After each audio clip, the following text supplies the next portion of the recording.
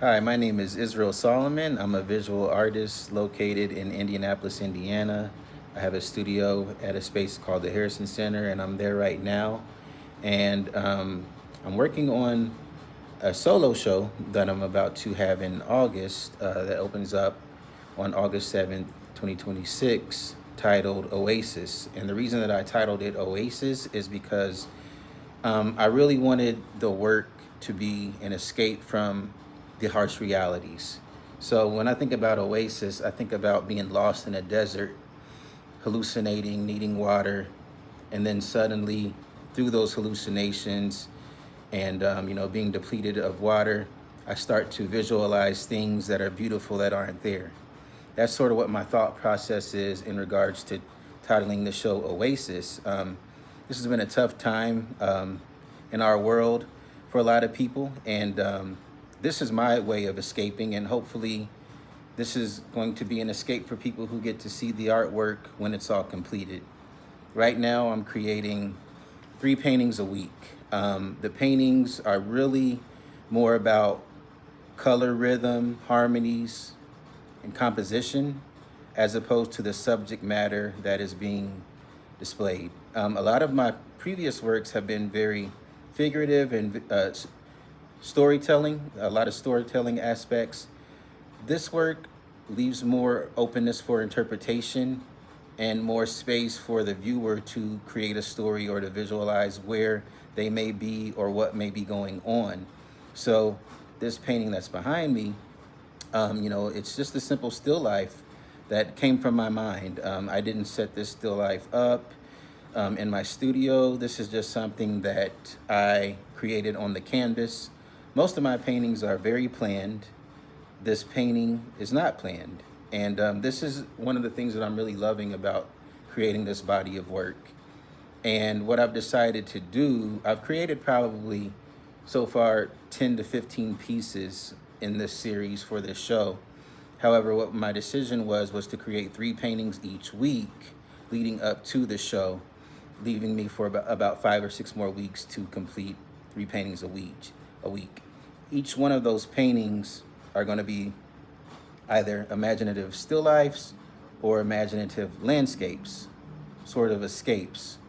Or some of them may be a little bit thematic, um, but for the most part, they're going to be extremely imaginative, open, and providing a lot of room for interpretation of what the viewer is seeing. As you see, I try to spread the colors evenly throughout the composition with this particular piece here and the other pieces that are involved. And at first glance, it's my hope that people see an abstract painting before they start looking closer and they start seeing identifiable objects such as bowls, pitchers, and vases, open windows, things of that nature. So I'm enjoying creating these pieces, and I thought this would be a perfect way to start off this Paint Along With Me series that I wanted to do and get my Bob Ross on. So right now I'm working with oils, and I'm using a medium that I'm mixing in with my oils called Liquin. And what Liquin does is it speeds up the drying time depending how much liquid that you mix with the oil. So the more liquid that you put into the oil paint, the thinner the paint's going to be, but the quicker it's going to dry. The less, the paint's going to be thicker, but it's going to dry slower. So you have to kind of find a balance with that. And liquid also helps to create a gloss to the oils as well. And with oils, drying time, even with utilizing the liquid, it still takes time. For instance, a lot of these areas I painted on yesterday are still going to have some dampness to them. So I can't do a lot to this painting today because there's still a lot of spots that may not appear wet but are still wet.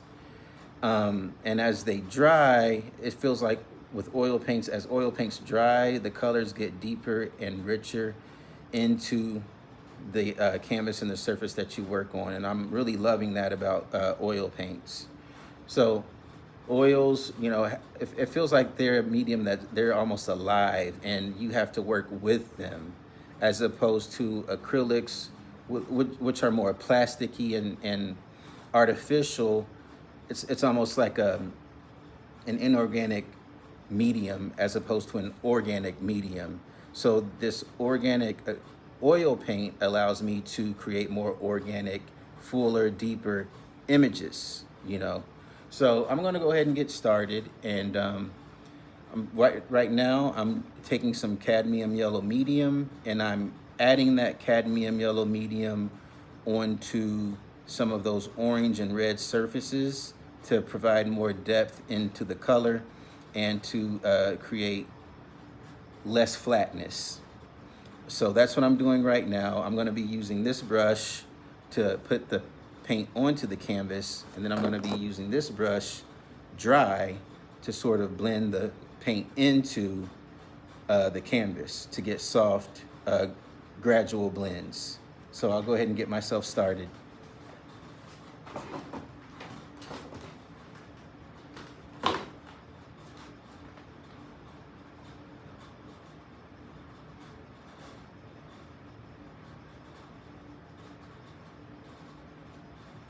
As I've stated,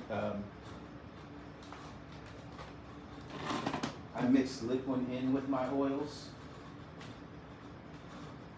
so they're a little bit thinner than what they naturally would be straight out of the tube.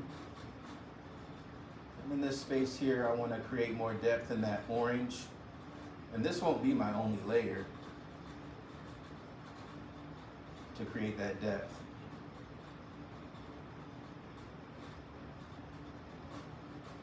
Splotch it on there like so. As you can see, that's where I added in that yellow, that cadmium yellow medium into that orange that I created.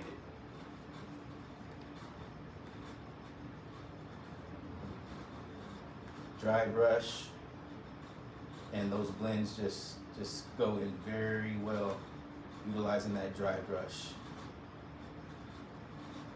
One thing that you want to do when you're blending with a dry brush is you want to make sure that you don't have any liquid or any other colors inside of that brush, because they will easily show up. And as you can see, I've got that blend going there, kind of pushing it down.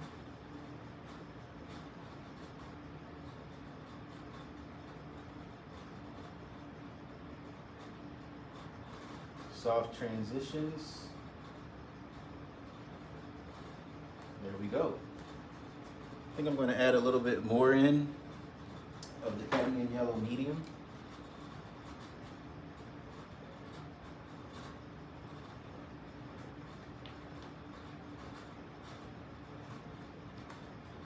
So one thing that is extremely important to me in regards to painting and learning the process of how to paint is learning how to mix color. There's so many different ways that you can mix color. You can mix color directly onto your palette. So if I want to create an orangish color, I can take a cadmium red medium, a cadmium yellow medium. I'm going to utilize more yellow than red, because typically the pigment count in the red is higher than the pigment count in the yellow. And I can create that orange. If I want a lighter orange, a peachier orange, I can put white into it. If I want a redder orange, I'm going to utilize more red. So that's the control that you get when you mix your own colors. But another way to mix color is on the canvas and layering. So as you can see, I had that orange right here, but I made it a yellow orange by putting yellow medium on top of the orange paint that already existed. So that's another way that you can mix. And you know, there's a lot of benefits from layering, because when you're layering color, you can often see the color that you put on top of it underneath it, and it creates vibrations within the paint and the image. They might not be noticeable at first glance, but if you really start to study and look at a painting, you might see some of those vibrations. So I'm going to do the same thing up here. I'm adding in that yellow. kind of just splotching it on. And this paint is somewhat wet again because I went in on it yesterday. But it's enough to where I can sort of get the job done without smudging. If you put wet paint on wet paint and you're trying to blend it, you can easily smudge the image. So you don't want to do that if you're trying to blend colors. It's better, in my opinion, the way I work, to make sure that the color is dry or almost dry before I start layering color on top of color, or else it's going to be sort of like you're working against yourself. So this painting is somewhat wet right now still. I think I said that a little bit earlier, but kind of just focusing in on the spots that I can work right now because they're dry enough. As opposed to with oil, with acrylics, you give it a few minutes and it's dry enough to where you can layer pretty safely without getting those blurry, muddy colors that sort of take away from the painting.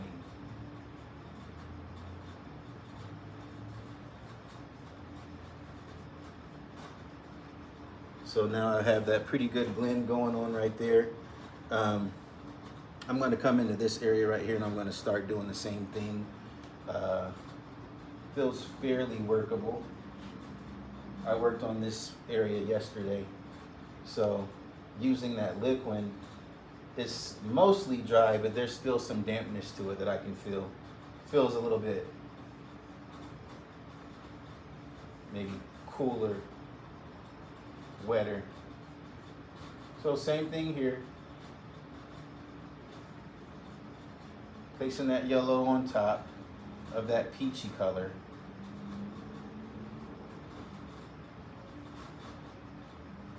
And I'm going to blend afterwards. Let that dry brush do the blending.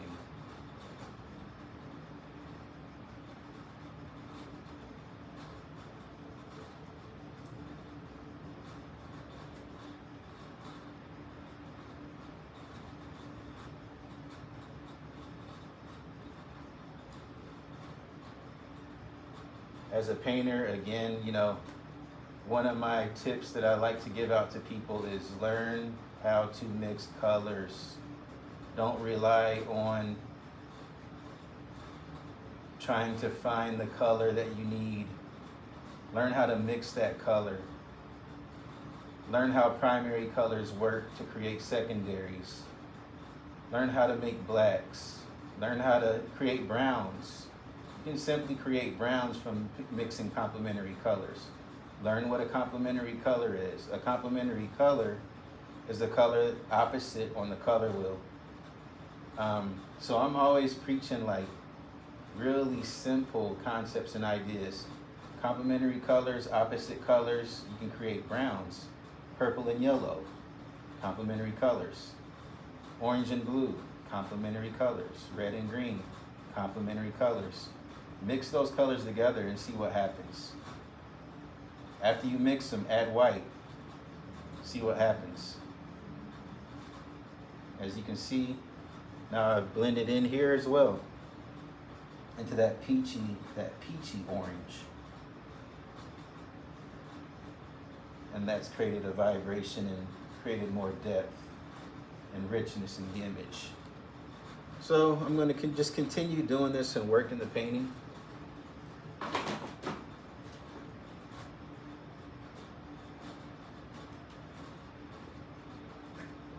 This area I'm going to do the same thing.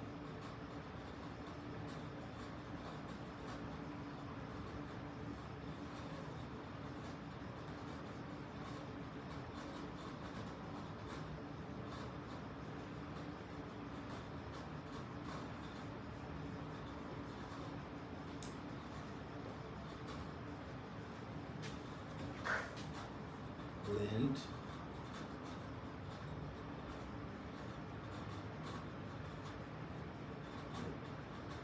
Again, that blending brush is dry, meaning I didn't put any paint on it. I'm just blending the paint that's on the canvas. And that's how I'm getting those subtle shifts in color. When you're using a dry brush to blend, let's say you're blending in yellow, and now I want to shift to blending in blue, a different color. Clean your dry brush off first and make sure it's dry. Or else you're going to get some of the remnants of that yellow into your blue, and you're going to have a greenish color that blends in to whatever you're trying to blend. There we go. Now we have that yellow blending into an orange, and then we have a gap there just to insinuate a shadow, the sort of casting. So I like to play around like that. Again, these still lives are from imagination, so there's nothing set in stone in regards to where the light's coming from and how the light's being cast. All of that's being played with to create a favorable composition. So I'm playing with the light, where the shadows are being cast, what images are being highlighted and what images aren't. And again, it's more of an abstract painting than just a simple still life.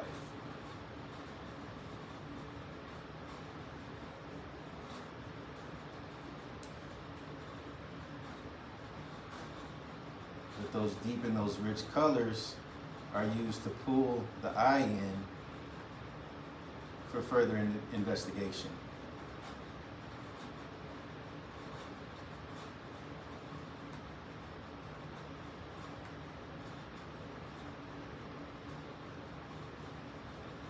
I'm creating an image that does not move. It's a static image, a painting. It's not like a movie. So I have to create, I have to imply movement and rhythm with color and repetition and pattern. Pointing, eyes in different directions.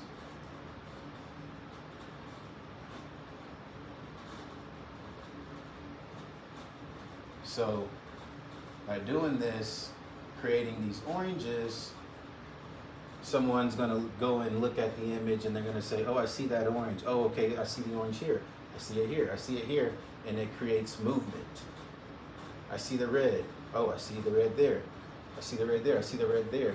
I'm creating movement in the image. I see the blue. I see the blue. I see the blue. And we're creating points of movement.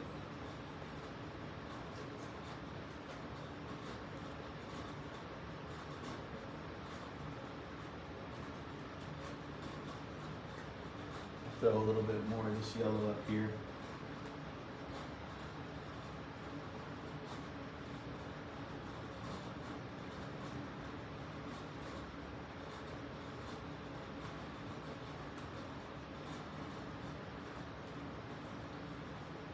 I'm going to blend it in just like that.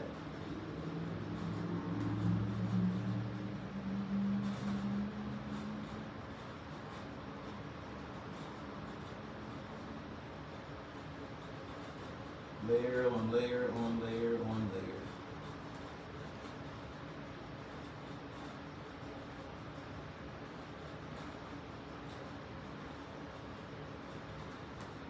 There we go. Now, because the areas that I'm working on are somewhat wet, you're going to pick up the color that's underneath as well. So as you can see, if you look at this, I'm using just yellow, but that orange underneath is coming up onto the brush. So you have to be careful not to overwork in those circumstances.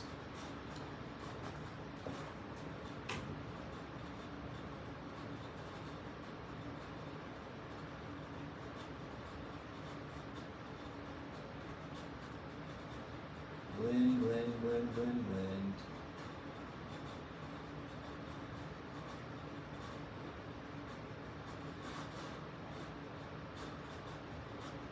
Take your time and do it right.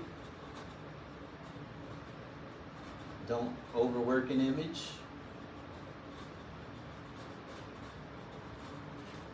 I feel like it's better to underwork than to overwork an image. Because when you underwork an image, you can always go back into it. When you overwork it, it's harder to take something away than to add something.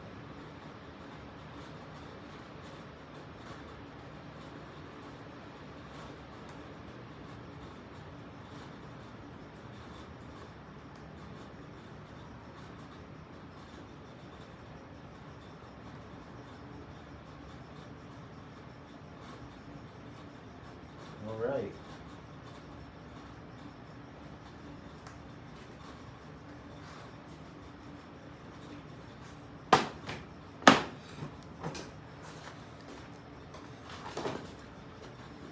So there we go. As you can see, there weren't a lot of huge changes to the painting, but there were some changes that created a richer and a deeper environment to work on. So this area here was brightened up and warmed up with that yellow mixed into that orange. This area here, I did the same thing. Same thing in this bowl here. Here, and up at the top, which is a little bit shimmery so you can see it less, same thing happened up there. So it's extremely important to take your time when you're working. Give yourself grace for imperfections. Sometimes allow those imperfections to breathe through the work. That's okay. And to really think about what it is that you're doing and what you're trying to say or trying to suggest within your work.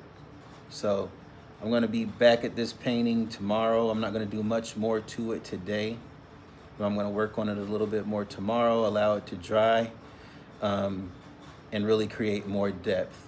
And I'm really looking forward to finishing this image and seeing what it looks like at the end. It's a fairly large piece, so it's one of those pieces that I want to utilize to capture the eye, which is why all the colors are sort of repeating and dancing around in the image. This piece is 3 foot by 4 foot. It's 3 foot wide, 4 foot long, and I'm going to frame it as well. So I'm looking forward to this piece being completed, and I hope you like it. I hope that I shared with you some helpful information, and have a good day.